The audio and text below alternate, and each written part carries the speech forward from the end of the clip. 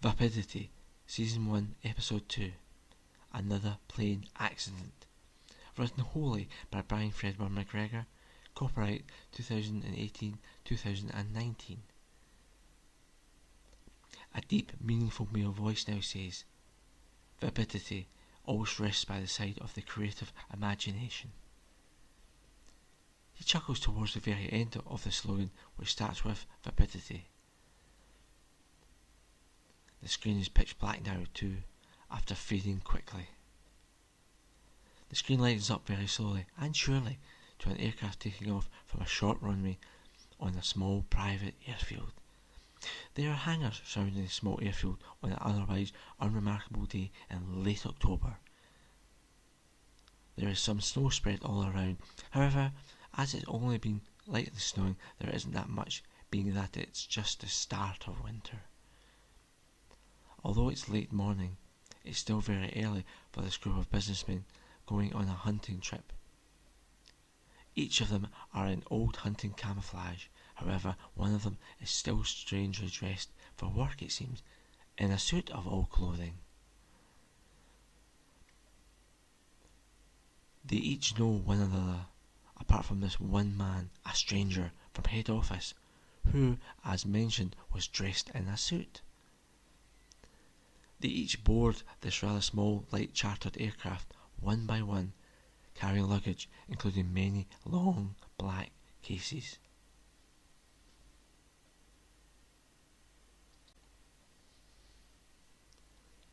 The flight then takes off, soon after, northbound. The plane is seen taxiing, then taking off, rising up hard into the sky on this cloudy, snowy day.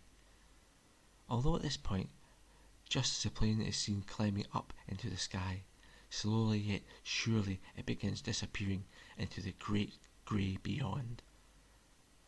A rather deep, meaningful voice from the background then speaks up, adding to an otherwise simple, ordinary, cloudy sky scene, as so to speak. And just another ordinary hunting trip, where 4 businessmen, all hunters, came along, only suited to hunt one type of prey. For these men, this almost chance meeting was just another plane accident. There's now a close-up picture of this plane climbing up even quicker towards some rather thick cloud cover during a rather stormy late morning, above what appears many miles of snow-covered forests now, most of which even ascend the various hills which are randomly placed in every direction. The camera then flicks over to the tail of this small light aircraft, which has the designation 001. And at this point, the camera moves up the aircraft to the front, before then entering inside at the pilot's seat. He, the pilot, is attempting to clean the window with a rather dirty white rag, whilst the heating warms up the plane, which would of course have cleared the slightly fogged up windows too. The camera now flows up to 4 rear seats where 3 men are talking, 2 of which know each other very clearly. The third man in the middle is much more quiet, selecting his words carefully and only when he is spoken to by the other men, both of whom have been drinking to some extent, despite it very much being late morning. One of the men is a much simpler man, judging by the way he is speaking, though it could be just the alcohol he has been consuming. The second man, much akin to the first, both have greyish-green camouflage suits on, covered with the odd oil patch. They are both drinking beer and burping loudly, almost like they are having a great competition of sorts. "Just like the good old days, Dan," adds Mitch. "Just like the old days, eh, Mitch? Do you remember," he says, lightly slurring the odd word. That time, he says, wincing, before then burping loudly. Dan looks at the floor in utter dismay. "Oh no, not again, Mitch. You know, we always end up discussing that hunting trip on that given day, every time. Mitch." Dan now sighs very loudly.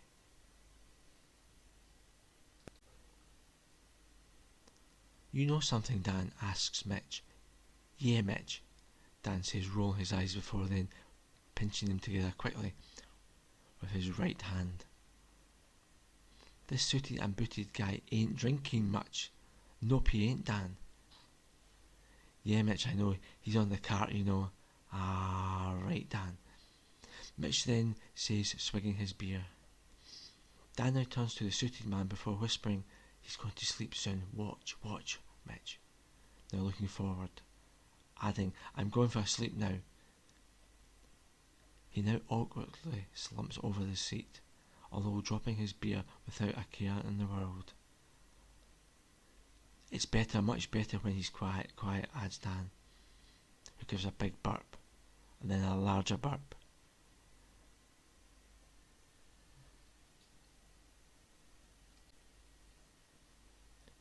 Mitch is now much worse for wear. He's now slumped over while sitting up, but over on one side to some extent, quite awkwardly. So what exactly brings you up here to the circle, big fella? As you do look a little out of place, a suit and a tie. You're sporting up here, right? Asks Dan. Yes, the man quickly replies, smiling. Don't worry, I always completely change at some point, he says. And you'll know when, he smiles at Dan once again. We won't be, adds Mitch, rather sarcastically, going in and out of sleep. The man in the suit smiles very knowingly. I don't imagine you will. I don't imagine you will be. And so tell me about that hunting trip you just mentioned, asks the man known as Steve-O.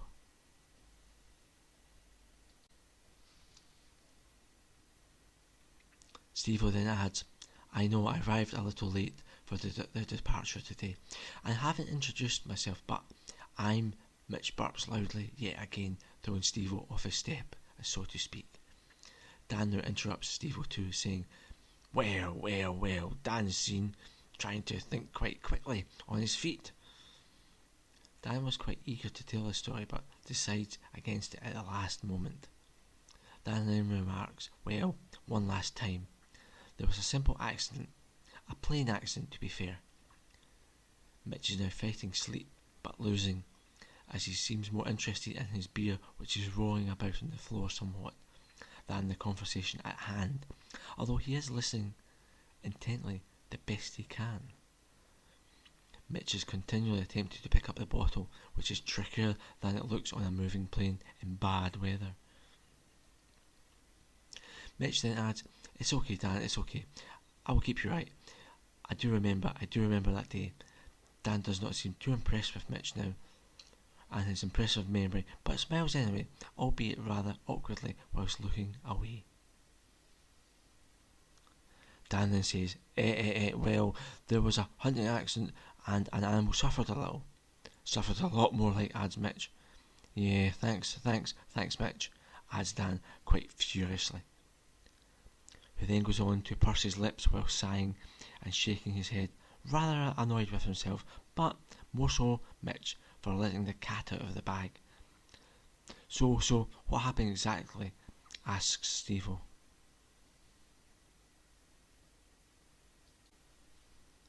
Mitch, now wholly drunk, facing towards, albeit at a weird angle, quips whilst trying to turn around. Well, you see, I'm not the best marksman under the influence. Yet here we are again, adds Steve-O. Yeah, I know, says Dan, completely agreeing with Steve-O, whilst burping and bringing the bottle up to his mouth, fighting back laughter. Mitch then adds, It was just a little fun, but it all went wrong somewhat. We really are good hunters most of the time. I am the hunter's hunt. Dan drags his hand down his face, clearly impressed, which Mitch finally notices and understands. Yes, maybe, adds Steve-O, but hunters hunt for food, not for fun normally. You don't understand, Dan, Mitch? You both took a life needlessly for fun. Dan, now worried, adds, well. we're going to, yeah. Dan now seems quite desperate to change the conversation, noted by his rather awkward facial gestures, which are becoming quite apparent. Yes, well, you see, it was quite simply put, a plain accident. Nothing more, nothing less, adds Dan very unconvincingly.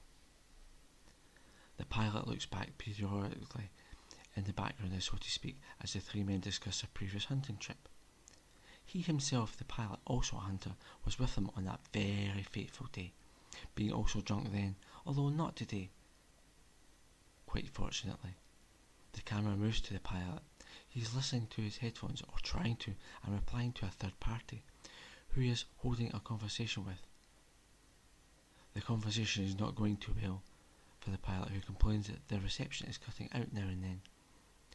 He then tries twisting some knobs and adjusting various black dials.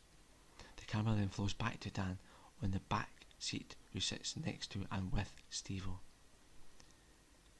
It was quite simply put, a plain accident, big fella. He was drunk. Dan points at Mitch, who is near enough asleep, and I was drunk and very incapable.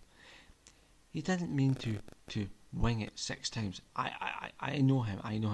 Well, the suited man adds, yes, well, to be fair, fun and accident in a hunting scenario are a very bad combination indeed.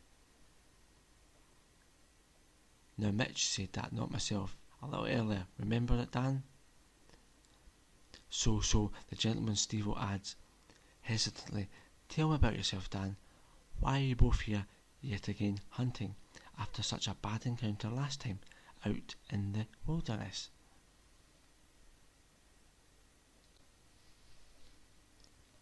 Mitch awakens briefly, then quips jokingly, it wasn't that bad. The deer had it much worse, to be fair, before then burping loudly. Again burping loudly and almost falling off the seat, chuckling. Mitch promptly falls asleep yet again, or at least gives an appearance of doing so. Grunting noises are coming from Mitch, who is almost asleep. Well, Dan waves his hands in front of him suggestingly. The gentleman rather reluctantly acknowledges the request. Then adds, Steve-O, my name is Steve-O, Steve-O Dan. I'm from head office, down south. If you want to know the truth, if you were not drinking, you would have found that out earlier. However, Dan, now it looks rather embarrassing, and you look a little sheepish, to be fair. Dan now looks at Steve-O before asking the obvious question. And so what is with the suit anyway, Steve-O? Steve-O then adds, well, you see, Dan, I'm wearing a suit to blend in. It's my camouflage. Dan replies rather quickly, Camel. Pfft, we're going hunting in the flaming wilderness, Steve-O. Steve-O replies, I am hunting already, Dan. I am hunting just now. Right now. The blood runs from the face of Dan as he now realises that something is wrong. Very, very wrong. Dan reels back quite shocked, although Mitch is by now snoring quite loudly and out for the count. Pretty much. This is the last time that I'm going hunting with drunks and squares, adds Dan, with his arms crossed, though still holding his beer. Steve-O now quickly replies, yes, I suppose it is. I suppose it will be. Which further worries Dan, who with a look of horror on his face winces badly, pulling himself a little further from Steve-O, who is not all he seems, it truly seems. At this point Steve-O adds, oh, and Dan, you like the wilderness, yeah? Asks Steve-O, nodding. Dan replies, yeah, while shaking badly and licking his lips. Steve-O then asks, aren't those trees just beauties? Steve-O is smiling, or rather attempting to. Steve-O further adds, yeah, down below, yeah. Just below, Steve-O points down with a great smile, using a single finger. Then just taps on the window whilst leaning over Dan. Dan replies, gulping, yup, they sure are beautiful, whilst nodding in agreement, albeit now very drunk and rather terrified. Steve-O then says whilst nodding, yeah, really? Oh, let's find out. He snaps his fingers together twice rather quickly whilst smiling broadly.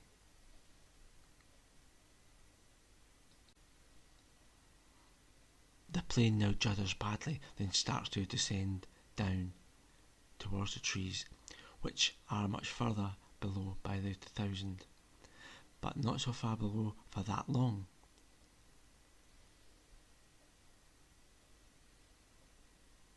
Quite a lot of those loose items within this plane now start bouncing around rather wildly as the plane dramatically changes direction, picking up great speed. The pilot at this point realises something is really wrong with the plane.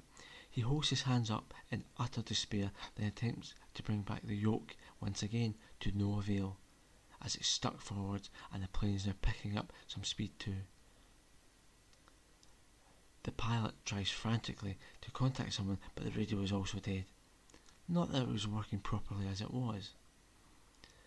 Steve now stares at Dan, then sleeping Mitch, before turning back to Dan, then adding, "And you said it was just a plane accident. Well, Dan, now you're in one." Dan then adds, "Eh?" very awkwardly, whilst looking at Steve, who really is a stranger. Dan now realises he never ever really knew Steve at all. Head office management or not, Mitch, although asleep, starts to come around a little to a light roaring within the plane, which is picking up more speed at a rather bad, alarming descending angle. The camera now flows to the front of the plane and the cockpit, where all the levers suddenly bow forward much harder, much to the pilot's surprise, which Dan spots too. The engine is now heard gunning a little louder than before. Dan pulls himself further away from Steve, who seems quite happy and rather content now. Dan then says, okay, calm, whilst breathing heavily, although still hasn't dropped his beer but glugs in it. Steve at this point is sitting quite calmly, enjoying the flight, with his small suitcase on his lap. Steve looks over at Dan and Mitch, time and time again smiling. Mitch, however, is kind of sleeping, for the want of better words, only being held in place by his rather tightly fitting seatbelt. At that very second, the plane shakes very violently. Dan, now very much startled, then shouts, What the Mitch! Mitch fully awakens to the shouting, albeit slowly, then turns to ask, rather bleary-eyed, "Have we landed yet? And mine's a beer. Beer me up, man," in a rather dull, deep, monotone voice. At this point, quite quickly, the camera darts outside the small aircraft, which is now seen diving down even harder. The camera then moves back inside. Mitch, barely coherent, completely unaware about what is unfolding, now adds, whilst bouncing about in a diving plane, attempting to smell, "Are we still flying, guys?" At this point, Mitch now looks out the window before then saying, "Whee!" almost enjoying the flight for what it is worth. Although on the bright side, he does now have a beer, which he chugs on. The camera flows outside the small light aircraft through a window, which is now seen diving down almost nose first, but not quite, towards a quite beautiful snowy scenic forest, with two faces in the windows now, who appear to be shouting, apart from Mitch, who seems to be still smiling. They are forced in every direction for as far as I can see, although there is the odd mountain range, grassy field and flowing winding river dotted here and there in a rather random manner. Although this light aircraft has a rather small engine, it's still progressively gunning louder and louder and even louder with each and every passing second, whilst the plane itself now descends quite rapidly. There is a picture of this light aircraft over some forest, almost touching the trees, when rather suddenly at this point the screen turns pitch black instantly, and there is a most awful explosion along with some loud whirring of some description. After this loud explosion, there is a most complete, albeit eerie, silence for almost 20 seconds. Some birds now twitter, and some sounds of a forest can be heard, all rather peaceful. The screen now brightens up quite gradually, very slowly and surely, to the same forest. This man in a suit, who was once in the aircraft, is completely untouched. Steve looks back at the forest crash site, whilst he continues to walk away with his small suitcase. He now places his hat back on, which was in his right hand. The hat appears a little crumpled, although he straightens it as he places it firmly on his head. At this point he smiles a little, rather knowingly, adding, "Now that wasn't planned at all, or even an accident." So while smirking gleefully to himself, he continues to walk away quite slowly from the crash scene, out of this wintry forest, through into some long frosty grass of a rather wintry looking field. The long tall white winter grass now suddenly blows rather briskly as he wanders through it, although at this point he quietly grasps at his head to prevent his hat from being blown off into the field.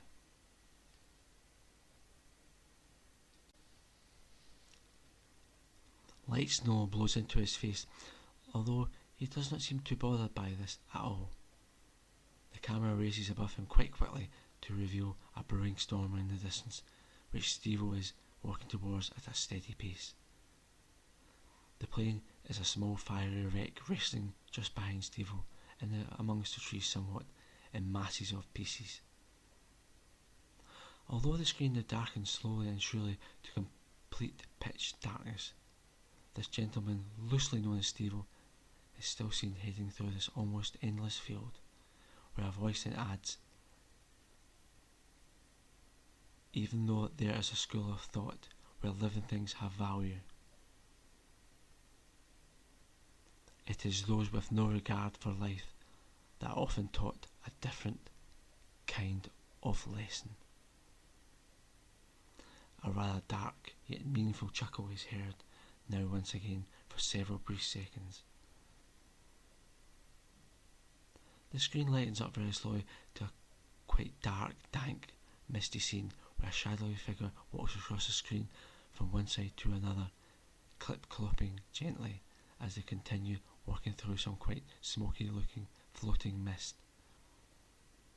The very shadowy body stops walking, and while standing still, what appears as eyes glow brilliantly red, piercing from within a head-shaped form for a second or two, which then fades back to black in amongst the almost complete darkness of a room of some description.